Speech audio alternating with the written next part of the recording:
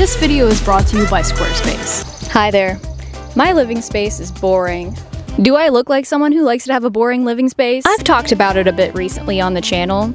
It's like a bad 2015 time capsule in there. I haven't updated the decor or wall art in a couple of years because number one, I'm cheap, and number two, I just haven't really had a definitive aesthetic that I wanted to go for. But whenever I think of the one thing that I wanted inside my space since I was a small child, it is a tree.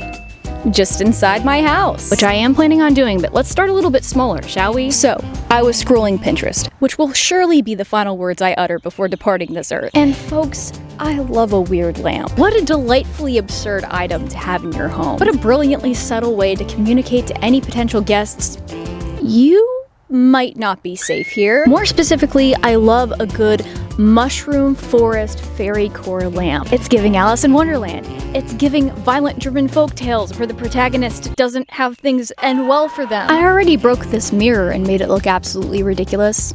Let's do the same thing to some poor unsuspecting lamp. Obviously, I'm not making a lamp from scratch. Why on earth would I do that? Instead, I went on a little adventure to the thrift store to see if they had something I could use there, and to my delights, they pretty much had the perfect lamp. And it worked too, which is a nice little feature. They even noted it on the label. However, any light bulb I already own is entirely too boring for this project, so I also wandered over to Walmart to pick up this fancy Bluetooth light bulb that syncs to your phone. And you can program it to be any color you want. Look, here's a lava setting. Oh, and now it's a candle. And it's blue now. The possibilities are endless. I feel like this combination is the right amount of too much for this project. So here, of course, is the lamp in question. I feel like I'm doing an Antiques Roadshow interview. So basically, the next hurdle is trying to figure out how my design is going to fit around this. Namely, without causing any kind of fire hazard.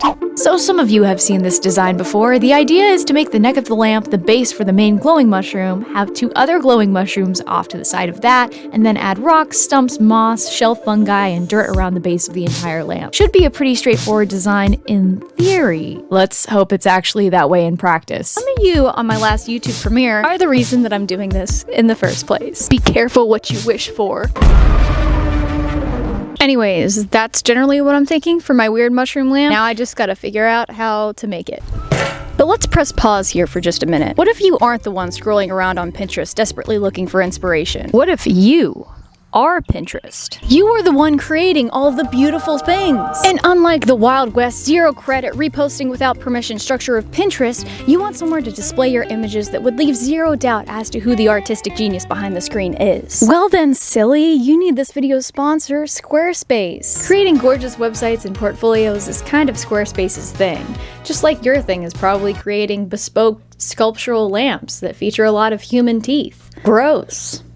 But I'm kind of here for it. With Squarespace, you can choose from dozens of professional and customizable website and portfolio templates to find the perfect feel for your brand. And with their drag and drop format, you can effortlessly drop in media like galleries and use features like automatic image scaling, which scales and positions your pieces in a great format as soon as you upload them. You can build and tweak all of the visual branding on your site through customizing things as simple as text and colors, or getting brand specific by adding whatever pages you possibly need. And after launching your website, I know you want to see how many eyeballs are on your work. And for that, they have all of the analytics tools you could possibly need so that you can track your audience's engagement and website performance. And of course, everybody likes to earn some well-deserved cash from what they create. So for that, Squarespace has an e-commerce platform which can be conveniently accessed through your website and easily and sustainably supplied by linking it to a print-on-demand service like I do. And if any of that sounds complicated, or you just aren't computer genius hacker man enough to figure things out, Squarespace also has award-winning 24-hour customer support so that they can assist you on your schedule. So if you want to build an online presence where you get all the glory for your novelty lamps, head to squarespace.com for a free trial, and when you're ready to launch, head to squarespace.com/PricklyAlpaca to save 10% off your first purchase of a website or domain. Thank you, Squarespace! Now let's get back to it. Hello there. So it's night one of working on my mushroom monstrosity, and the one really fun thing about this project is that I don't know how to do it. So some of what I'm tasked with at the beginning here is trying to experiment a little bit and figure out my methods, because it's going to be half part sculptural foam clay tears most likely, and the other part just full on winging it and hoping that it goes well. I think one of the big things that I'm concerned about at the beginning here is making a lampshade mushroom that actually diffuses light. Like light comes through it instead of just being a solid object that casts light down down because I was planning on doing a lot of this with foam clay. Light is not going to get through here, most likely. Normal foam, possibly. So that's an option. And the executive producer is inspecting our lamp, making sure that it's up to code. Oh, now she is inspecting the aluminum foil, which is a great segue because this is actually one of the other materials I'm going to use to bulk out the stem of the lamp itself. So the general plan for the stem is to get my shape through an armature base, basically the same way I would do if I was just going to be sculpting this, which I essentially am because I'm going to cover whatever is on here first with foam clay. So I'm going to probably bulk this out with a combination of aluminum foil, old leftover pool noodles from my Spider Queen project, and then some wire for the mushrooms that come off of it, and foam clay on top of that to smooth it out. Wow, cinematography. Hi. The people can't see me when you stand there. So honestly, tonight, I don't really feel like dealing with this. So instead, I'm going to begin working on the armature for this and praying that it goes well. Oh my god, what are you... Don't eat that. It's trying to eat the tag. Can I help you? What do you have to say for yourself? I'm intimidated, but I don't think it's gonna be too complicated if I just kind of go for it. So I think what might be nice actually is like a foam piece around the base here so that I have more of like a circular shape to work with because this is square and it's a little bit small.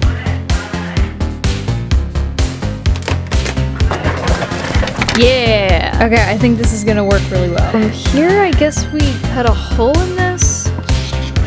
And then just... This way the base can like slip in because I really don't think that this foam is gonna be stable enough for the whole lamp to stand on.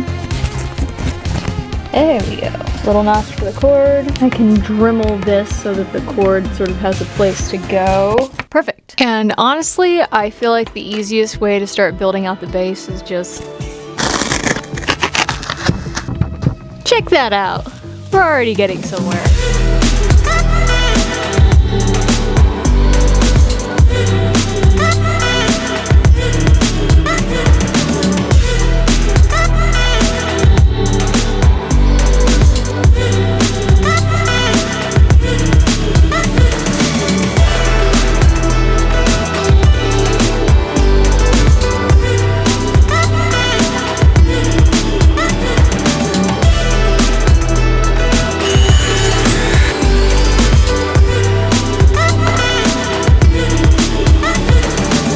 A project like this is also a really good way to use up foam scraps that otherwise couldn't really be usable because I'm using them for the bark here.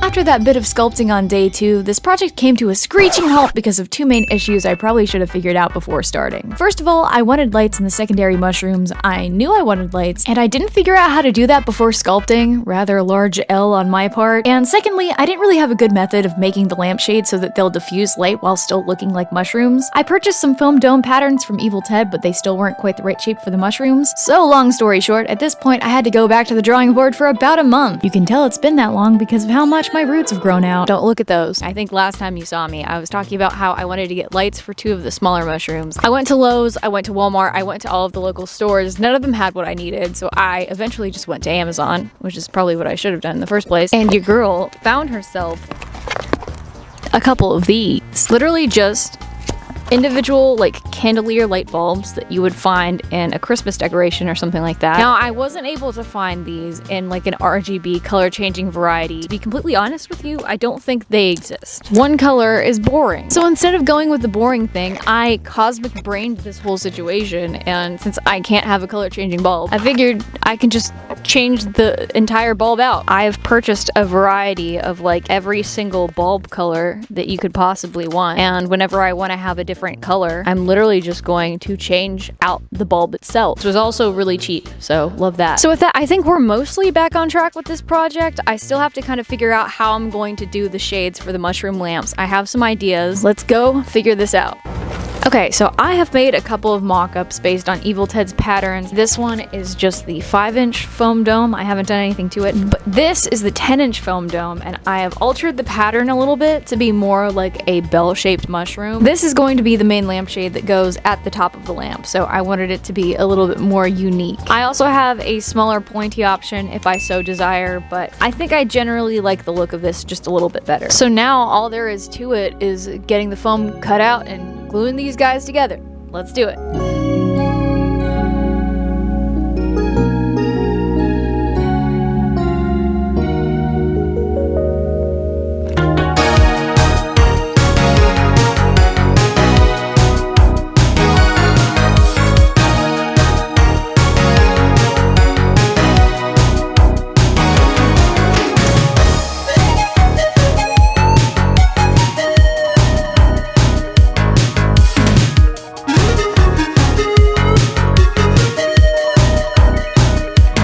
Alright, we now have the base for our lamp shades, and I'd say that they're doing a pretty good job of diffusing light. Overall, I'm really pleased with the shape. I especially like these two little guys. I'm glad that I went with a different shape than the main one. I think it just makes it look a little bit more organic. So speaking of organic, the next thing I'm gonna do is go in with a little bit of foam clay and add some actual like mushroom shape to this. Just generally hide the seams and then add some like shape and texture to all of the edges, and then also try to maybe get rid of the pointy top on that because I don't love how that looks. I need to do this tonight so that it's dry tomorrow so that I can start thinking about painting and stuff, so let's get to it.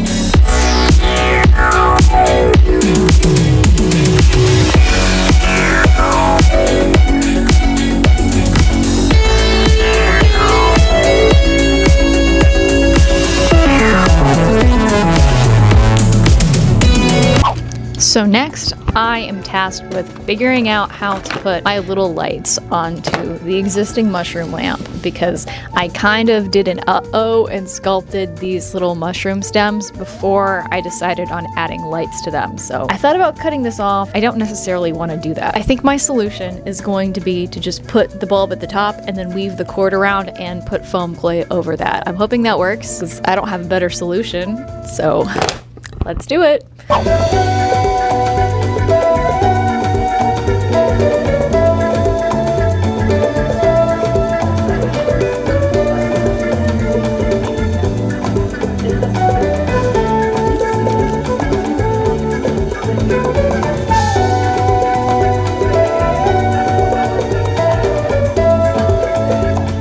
Alright, next, it's time to get out the power tools. I had mentioned that I had some concerns about certain materials, especially foam clay. I thought that they would be too dense for the light to get through, and obviously that is true. I think that it's worth it considering how nice this mushroom texture looks. Focus on it. I just really like how that came out. So my genius plan is to go in with my wood burning tool and just poke in all of the individual dots that are eventually going to become my little white mushroom dots. Back those with more of a diffused white fabric. That way, even if the light can't get through these dense parts that are going to be painted red, it will at least be able to get through those spots, which I think is a pretty decent compromise. I also think maybe it'll make it just look that much more magical and whimsical. That is the goal with this after all. As for these dudes, I don't really know. Like the top bit here that's still white is translucent enough for the light to get through, but the rest like certainly isn't. In my design, I didn't plan on these mushrooms having spots. I think it's best if they don't, just so that I have a little bit more variation. I don't have a great solution for this. I don't know. I'm gonna figure this out later.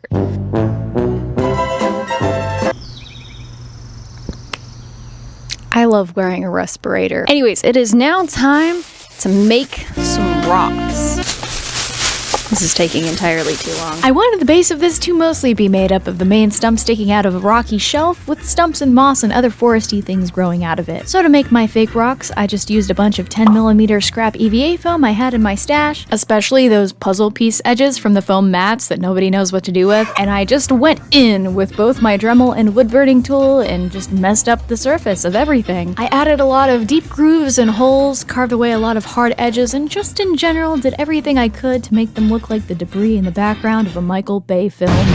I wanted slate-looking shelves of rock so I could easily add moss and mushroom on top. I think I got pretty close. All right, we've got a bunch of rocks, we've got stumps. Let's glue all this stuff onto the base. This process was as ridiculous and uncalculated as it looks. I'm hot gluing bits of pool noodle to bits of foam floor mat to bits of aluminum foil, and somehow, yes, it does end up looking like something in the end. I guess the general hidden immunity idol plus idol nullifier equals total blindside at tribal council strategy here was to stack bits of rock in a realistic-ish way and fill in everything else with stumps and foam clay and the smaller puzzle piece rocks I made. Sorry for that weird analogy. I was watching Survivor while I was working on this. Also, Jeff, you're watching. I make rocks really well. Hire me for the show, please. I also used my scrap foam to make fake bark again, and you could really make something like this out of literal garbage, and it's blowing my mind a little bit. Should that be a challenge for a future video? That could be fun for me. Make a lamp out of trash challenge. Anyways, this is how the sculpt was looking by the end of the night, which was very exciting for some reason. I just really like making fake rocks, but we're not done yet. Now it's time to make some fake stumps. The bases are literally just tied together scraps of cut up old pool noodle, and I'm once again covering them in additional garbage by individually cutting and placing tiny pieces of scrap foam. See, this is why I'm a rat who can never throw anything away, because I love these logs.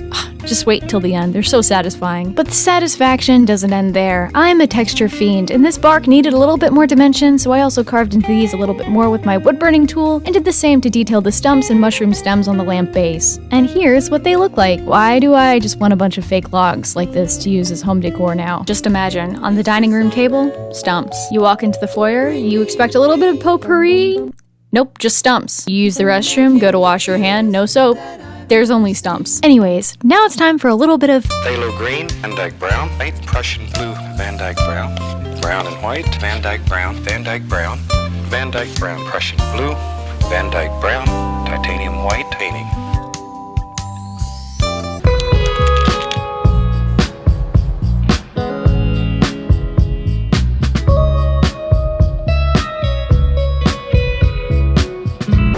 Let's see if Dollar General spray paint is good at all.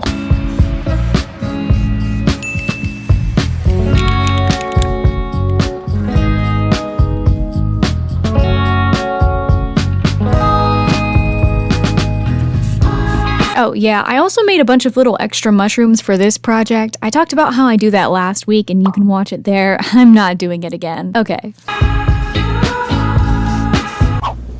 Hello. Welcome to Detail Painting Day. So today, we've got a lot of work to do, and probably 80% of that work is just gonna be continuous, non-stop dry brushing, which is so much fun all the time. I feel like I've only been doing dry brushing for the past, I don't know, 3 weeks. It's fine, I do enjoy it. Come here, I should have thought this through before moving it this way.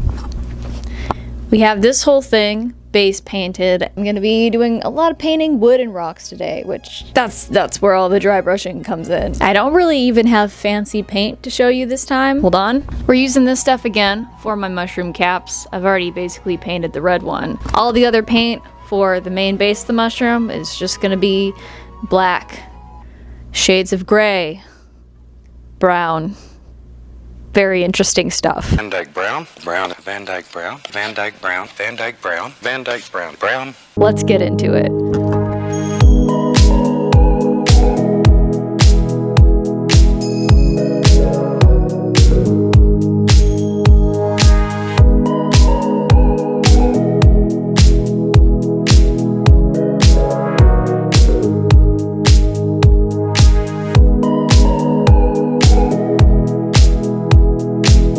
Now, if you aren't familiar with the concept of dry brushing, you're about to get to know it really well because it's basically all I used for this project. All you do is get a really thin, dry coat of paint on your brush and faintly brush it over the surface of your subject, and it makes for a really subtle, organic-looking paint job. I normally begin with a mid-tone layer, do a pass of that, and then add a few darker shadows everywhere that I think needs more definition, and then I end with a pass of the lightest highlight shade. Sometimes, like on the rocks and stumps, I'll add a few more passes to get a little bit more tonality. The base colors for the rocks were mostly mostly a range of grays, but I also added some browns and tans for tonal variation, and likewise I did the opposite with the logs. I used mostly browns and tans and added some grays and blacks in there for variation, as well as varying the mix of warm and cool tone browns and tans that I used. I spent a long time layering all this up to get just the right look, and it's still not perfect, but this project gave me a lot of great practice. My secondary mushroom cap lampshades also got a base layer of paint, and my main mushroom got some extra spots and some added detail to the bottom edge. And my mini mushrooms also got some spots before taking all of this outside for a quick clear coat, and I don't know why this shot is so funny, but it obviously is.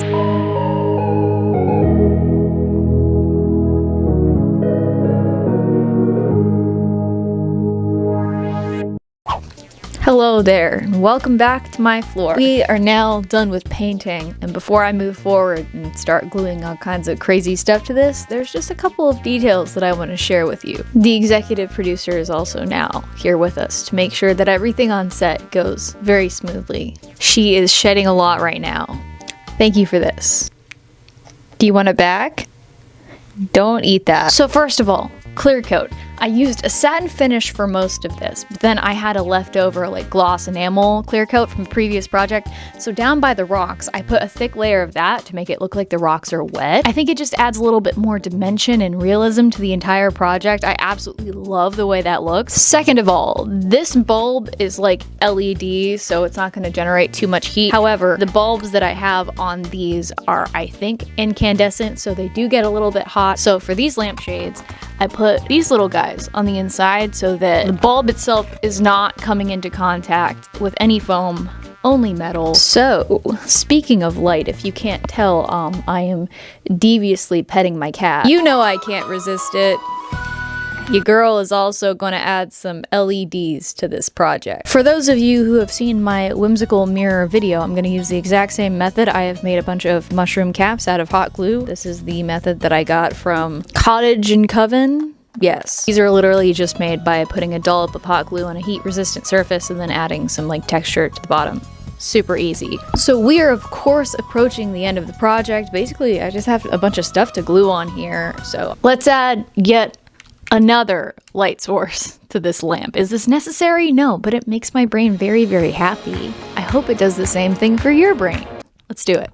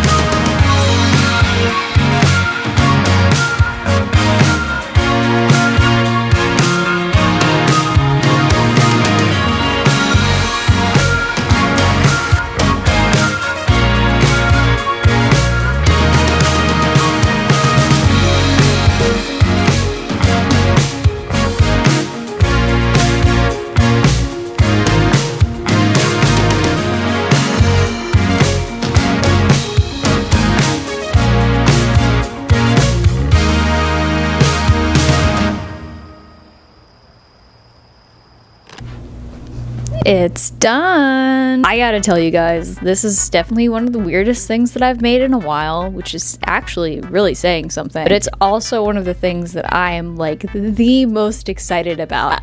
It's gonna look extremely strange in my room. It's not an item that looks like it belongs inside a home, which is kind of why I like it so much. I don't know what to say. This thing's pretty extra, so let me just show it to you. It's reveal time.